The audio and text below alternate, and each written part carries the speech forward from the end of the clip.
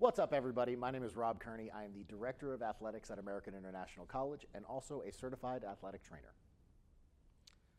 Let's start with the thing that everybody is going to get mad at me if I don't ask you about. What's it like having Arnold at your wedding? So, having Arnold at my wedding was one of the most surreal experiences of my life. My husband and I, Joey, got amazingly fortunate because I had the opportunity to compete in Melbourne, Australia at the Arnold Strongman Classic down there, which was a worldwide qualifier for the one in Columbus, Ohio, which is one of the biggest strongman competitions in the world. Had the opportunity and chance to compete down there, and prior to us going down there, my husband and I had been engaged for about 2 years, and it was Joey's idea to just say, hey, let's elope and get married while we're down there. So I was all on board. We put together this, the ceremony for the day after the competition. I was fortunate enough to actually win the show, which was amazing, and get my qualification to the competition in Columbus, Ohio. And really it just became this whirlwind of a weekend because the competition was a lot. It was a 2-day show, 3 to 4 events each day. Body was beaten up. And on Saturday evening, when I was being announced as the winner, up on stage with Arnold, he just happened to ask what we had planned for the rest of the weekend. So standing on stage in front of about 5,000 people, I got to announce to everybody there that we were getting married the next day. So following day, we're getting ready for the wedding, videographer, photographer, all this stuff going on, and my phone rings, and it's Arnold giving me a call, asking when and where the wedding was because he wanted to be there, which was surreal, to say the least. Following the wedding, we did our pictures, had the ceremony, everything was beautiful. He called me again later that evening to say, cancel your plans, I'm taking care of you for the rest of the night, which ended up being, he had chartered a yacht for us to give us a water tour of the city of Melbourne, Australia, and then ended up taking us out to dinner that evening. So safe to say we peaked on day one, but luckily the marriage has been nothing but amazing ever since. But starting it off that way was wild, to say the least. How did you get into athletic training as a career path? So I think, like most athletic trainers, I was a high school athlete and got hurt during practice. I was playing football my sophomore year of high school and ended up spraining my ankle. Coach told me to go see the athletic trainer. And before then, I really had zero experience or knowledge of what an athletic trainer actually was. So I walk into the athletic training room, and I was at a high school that was fairly large. My graduating class was 536 students, so over 2,000 total students at this high school, and one athletic trainer, Janine is her name. And walking into that room, I was just mesmerized by what she was doing, how she was able to control the room, the controlled chaos of it all, I guess is the best way to describe it. And as I was sitting there in pain with my ankle, I was just taking it all in of what she was doing between the taping, the evaluations, the game or practice prep, the getting ready, it just really blew my mind to see what she was doing and sparked that interest into the profession as a whole. After I got through that injury and worked through practice, I had a conversation with her about if I'd be able to shadow and really start to get to learn what being an athletic trainer was. So she allowed me to start shadowing her and working with the women's basketball team that year. And that quickly expanded to me just essentially living in the athletic training room throughout my entire high school career, where even when I was an in-season athlete, I was able to shadow and learn how to tape, learn the basics of injury evaluation, and learn really what it meant to be an athletic trainer. Another great thing was we were a preceptor site for the UConn athletic training program. So we had UConn athletic training students coming to the high school on a regular basis. So I was able to talk to them and see, what was their college experience like, what's the education like, and what does it take to become a certified athletic trainer. And those 3 years in high school really made me fortunate to know what I wanted to be when I grew up pretty early in life and help focus the rest of my high school education to set me up to become a certified athletic trainer and end up getting that degree in college. Which is a more traditional thing than the strongman stuff that you've obviously done.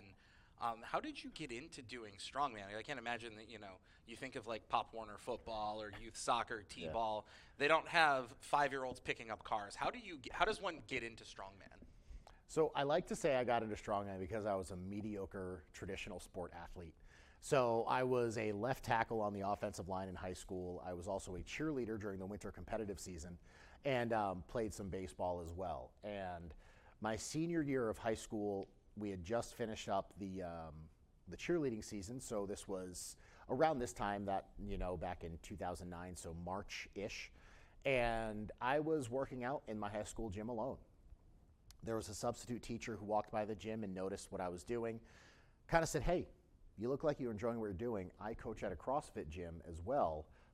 If you want to learn some of this stuff a little bit more, come with me to the gym." So talked to my mom about it, and she said, "Yeah, if that's what you want to do, feel free." So I started going to the gym at 5 o'clock in the morning before school.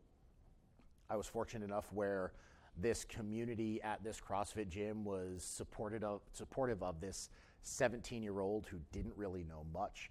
But my second day in the CrossFit gym, the workout of the day was the CrossFit Total. The CrossFit Total is a 1-rep max back squat, strict press, and deadlift. And you had a certain amount of time to do those 3 lifts. And at 17 years old, I broke the gym's deadlift record. And it was at that moment that the owner of the gym said, "I think we might have something here."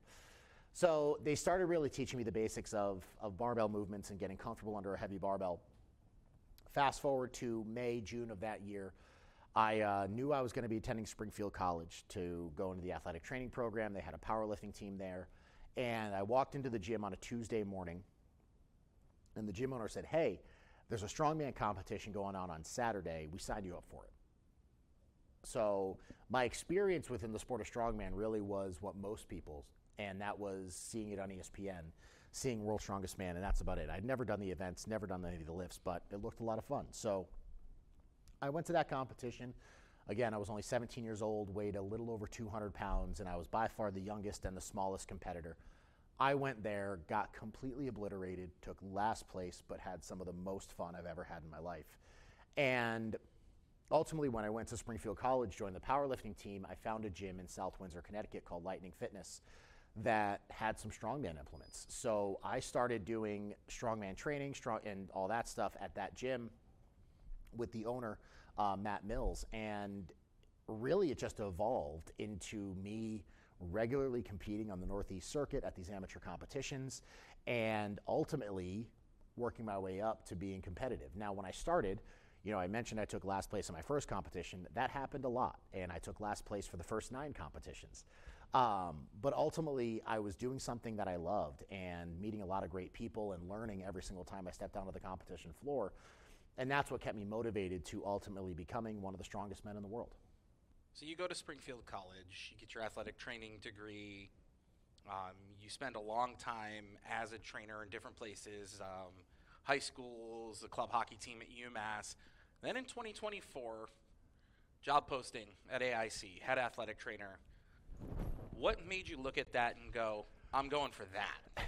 So my career had taken me a lot of different places, all the while of being a professional strongman and competing all over the world in the biggest strongman competitions. I was still an athletic trainer day by day and still going to work at whether it was a prep school, local high school, and because I genuinely love being an athletic trainer. I love being on the sideline, being in the AT room, and helping student athletes get back onto the field of play. So in 2024, when I saw this job posting, really it was at the perfect time for me in my life because I knew I was going to be retiring from strongman. And having that commitment of being a professional athlete had stopped me from doing other things I wanted to do professionally. Knowing I was going to be retiring from professional strongman and competing at that level opened up a lot of doors for me to expand my career in different ways I couldn't see myself doing prior. So when the job came open here, to me it was a natural evolution of, I'm no longer going to be spending this time in the gym and dedicating so much of my life to lifting weights. The next evolution is to jump up in ranks in my professional career and become an assistant athletic director overseeing, 2 programs that I have a pretty good handle on. Coming to AIC, I was able to oversee both athletic training and strength and conditioning and try to rebuild those departments into something this institution can be really proud of.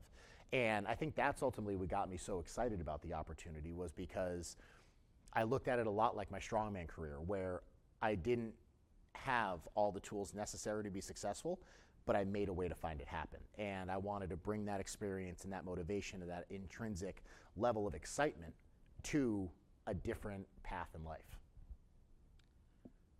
Speaking of different path, the path to athletic director. The two spots in administration that it doesn't usually go through is athletic communications and athletic training. It's usually compliance or finance or operations. So what about being the head athletic trainer and just athletic training in general put you in a position to say to yourself, I'm going to go for this AD role? And what from athletic training in your athletic training career has helped you the most now that you're in the big boss chair? You know, I think it's funny. You know, throughout this entire year since taking on the role as AD, I've had a lot of conversations with other administrators and conference commissioners, and the one thing I say is, like, I'm probably on paper one of the least qualified ADs in the history of the NCAA. Never been a college athlete in the NCAA, never been a college coach. But the one thing that athletic training has taught me is, one, how to multitask, two, how to be highly organized, and three, how to be people-centered always. And I think those three things are what ultimately made me realize that I can do this job and do it well. When overseeing athletic training and strength conditioning last year, one of my biggest jobs was to regain the trust of the student athletes in athletic trainers here at the college, because it had been broken.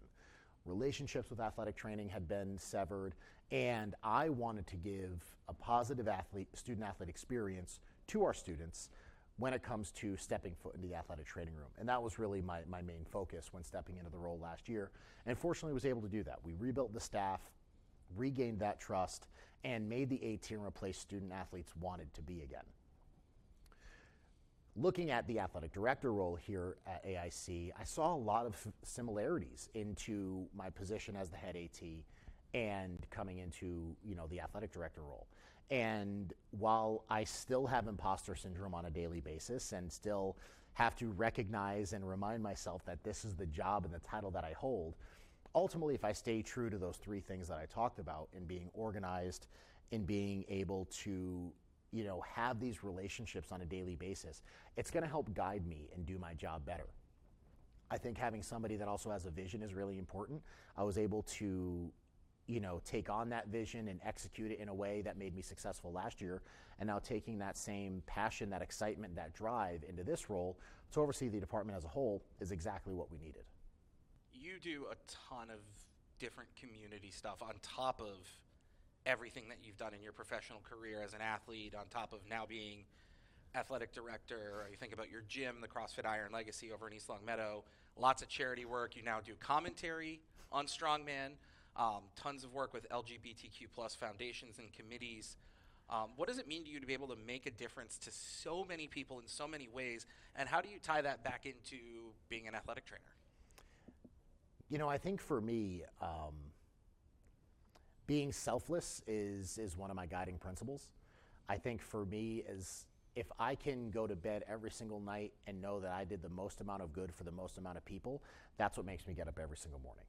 You mentioned my husband and I own a gym, CrossFit Iron Legacy, and for the past 2+ years, I've been waking up at 4 o'clock every single morning.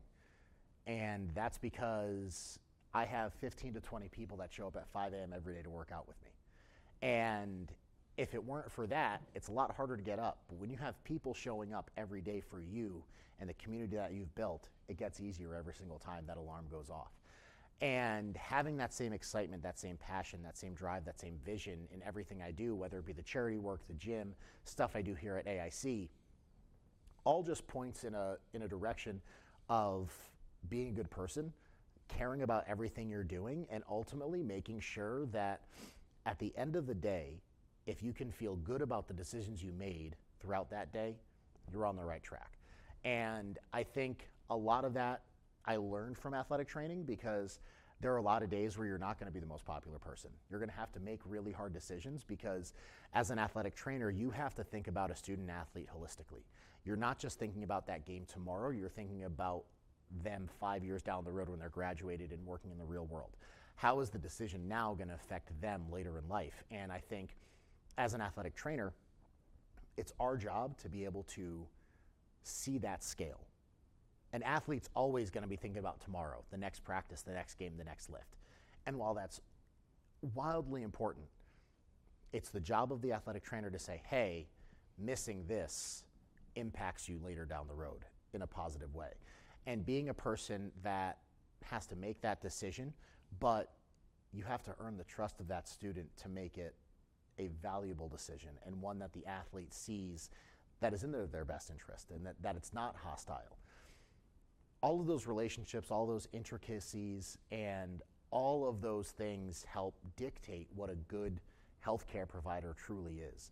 And ultimately, using all that experience from being an athletic trainer and building those relationships and having those tough conversations has what led me down the path of being able to, own a business, do charity work, and direct an entire department in a way that I feel is really positive and moving in the right direction.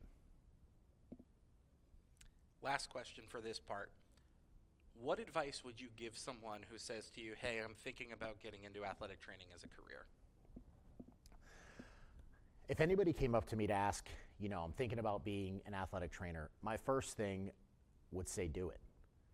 And I think there's a lot of negativity around the profession right now because people are looking at the salaries, the workload, the burnout, and all those things. But if you get to a place that values athletic trainers, like we do here at AIC, where we work with the athletic trainers to make sure that they get what they need professionally and personally,